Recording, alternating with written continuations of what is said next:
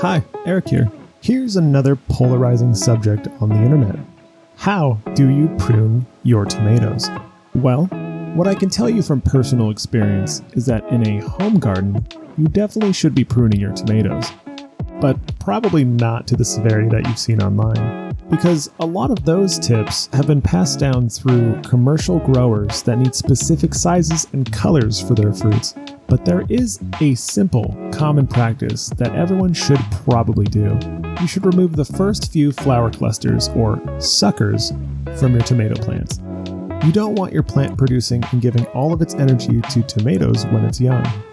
If it doesn't develop a large canopy and grow its roots out, it may have problems taking up nutrients later in its life. This is an easy way to get end blossom rot on your tomatoes, because it can't uptake calcium at the same rate that the tomatoes are growing. Now, there are several other rules that can help, depending on your tomato spacing and whatnot. The first of these helpful tips is pruning any leaves that tomatoes will grow onto or rest on. This tip isn't shared very often, but it's super important in zones that harbor tomato worms and fruit-boring insects. If a tomato is sitting directly on a leaf, that gives easy access for boring insects to traverse into the bottom of the tomato. Additionally, pruning any stems from either the same plant or nearby plants that are touching will help prevent pests from infecting more than one plant.